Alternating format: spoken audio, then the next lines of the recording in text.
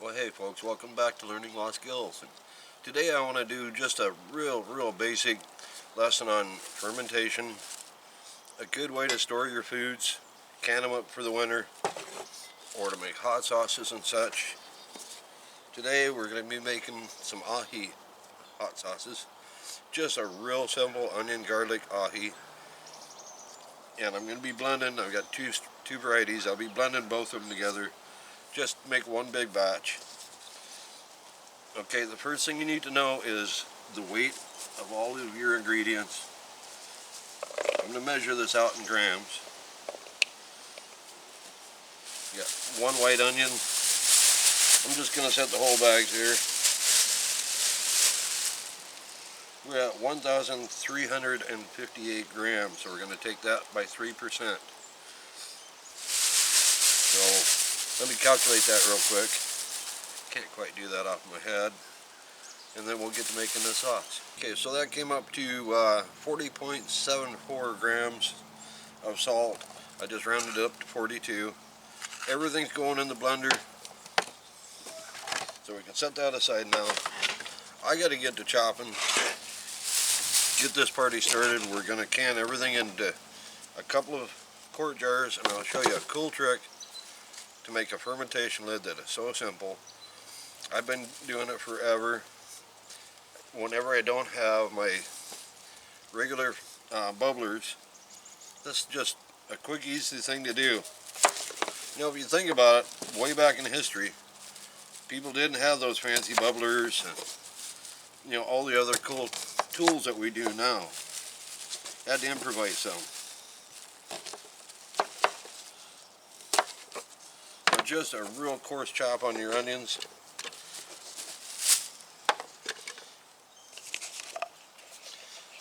Garlic in there, get rid of that.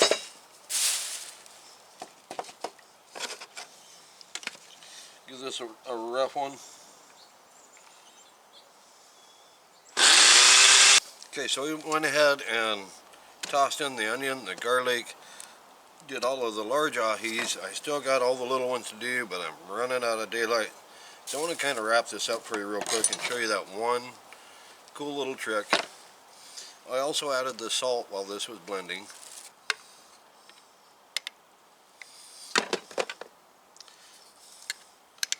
Okay, so I want to leave some good headspace in there.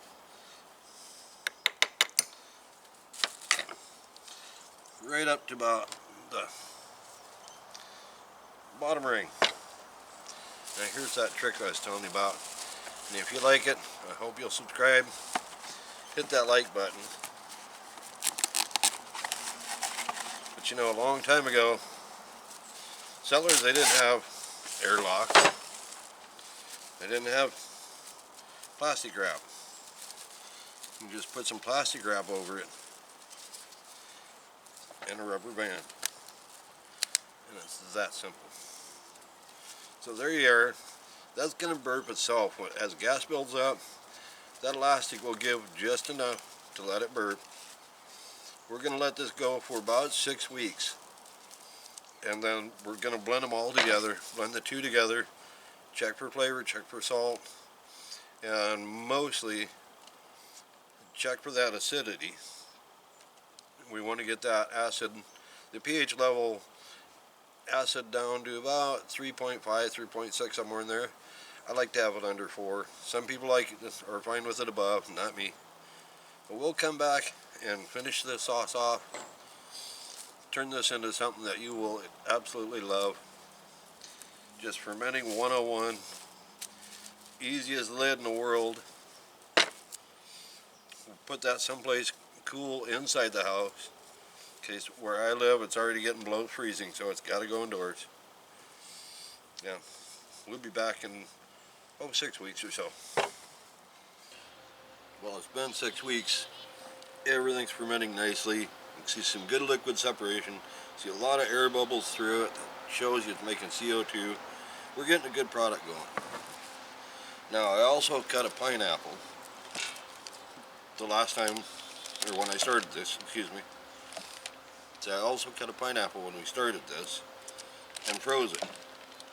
And you can see this is full of liquid. Freezing helps break down the cell walls, and it releases a lot more of that liquid, a lot more of the sugars. I never add my fruit into the mash while it's fermenting. I don't like doing that because yeast and mold will be attracted to the sugars. That can ruin your whole batch. I always add mine at the end. And then I'll do one more very, very important and special thing, but I'm going to wait till the end of the video because it's the last step.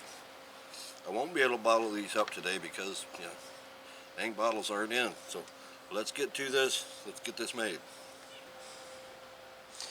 Okay, because we did this in just a blender first, I want to chop this a lot finer. That's where this little guy comes in and does a great job on it. Pull your seal off. I'm going to spoon in a jar.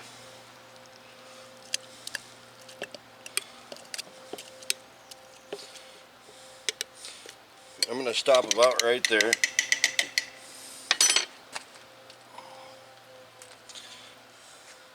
I'm going to eventually add a full 2 quarts of vinegar. But right now I'm just putting a little bit in here to help thin that down, make it run faster.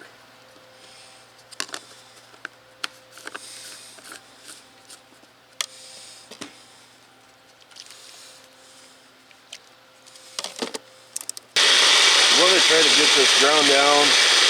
I don't want to be seeing any seeds if possible. So let this run for a couple moments. So you think it's very consistent, very finely chopped. Okay, when you're happy with it, right into the strainer.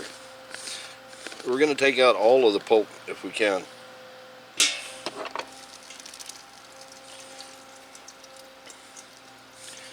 Now, a great trick with a strainer is it's a round surface. Use something round to press up through. Whether it's a spoon or a ladle, push that down until you get all that liquid out. Okay, when you're happy you got all the liquid out, grate the bottom because that's the, you know, that's the cherry good stuff.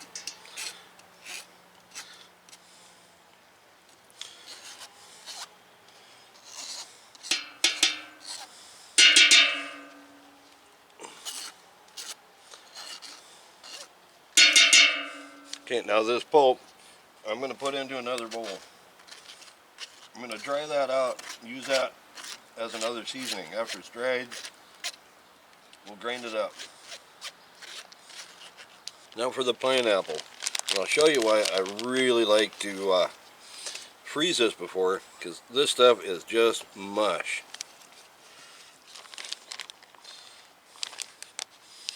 I'm going to show you how much it's broken down. See if I can't just pour some juice out. So, try to freeze yours first. See how you like that. I'm going to grind this up. We'll get it into the pot.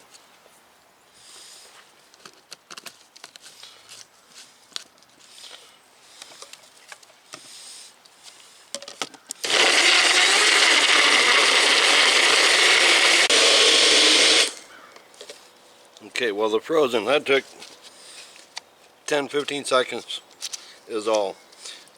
So now you do want to strain this because pineapple is very, very fibrous. And it strains pretty quick. I'm not sure how well the camera is going to pick this up, but you can see pineapple grindings very, very fibrous. Very long, stringy fibers, kind of woody fibers. I don't like that in my sauce. Get them out. Okay, just to prove the point of why you should freeze the fruit, let's do a quick comparison of fresh versus frozen as far as how it goes to grind. Let me cut this up and we'll come right back. On your fresh pineapple, you're going to want to cut the pieces a lot smaller. I'll add a little bit of vinegar, you know, just some liquid to get us going. And let's see how these do in comparison. The frozen versus fresh. you'll see why I always freeze the fruits.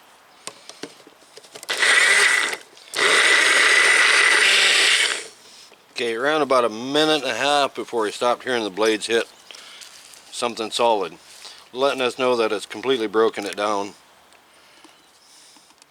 and right into the strainer.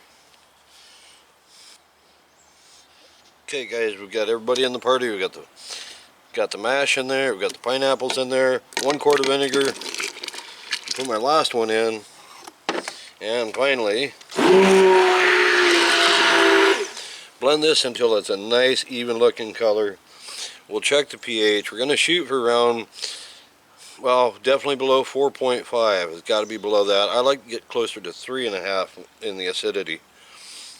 And then I'll have one more very, very important tip for you. So let me get it blended. Okay guys, so as simple as that. Let's take a little run through, start to finish. We started off with some peppers. These happen to be ahis. You can use any kind. Ground them up, 3% salt to the weight of the peppers. With that, I also add an onion and a full head of garlic, enough to make 2 quarts of mash. From that mash, we have probably 4 quarts of sauce. We use 2 pineapples in that and 2 quarts of vinegar. Plus, we kept everything from the strainer. We're going to dry that out, powder it, put it in a shaker, make it a seasoning. And I definitely want to give a shout out to Pleasant Lake Peppers. A good friend of mine makes some incredible sauces. You can find him on Facebook. End of the season, he had a bunch of extra peppers and gave them to me, so that's how I wound up with ahis. It's not one of the varieties I grow. So let's take a little test.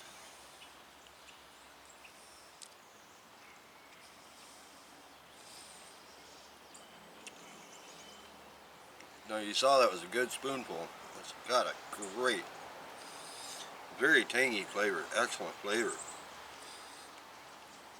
Oh, I love it, it's perfect. Even bottled up a little bit for myself for tonight. But it's that last tip I told you I'd tell you about. Because I'm not bottling these up today, and I normally don't bottle the same day I mix, I'm going to fill these quart jars and we're going to throw these in a pressure canner. They're already shelf stable, the pH is right, but there could be something like some yeast or something in the fruit that could still ferment. That might break your bottles, you know, as that CO2 builds up, makes a lot of pressure. So by canning it, we kill off everything. Just an extra safe tip. So anyway, I got more work to do, but I'll sign off now, and I appreciate you coming and watching. I hope you liked, and I hope you hit that subscribe button. Pretty small channel, trying to get a good start, so we got a ton more to come. I guess I'll see you folks down the trail.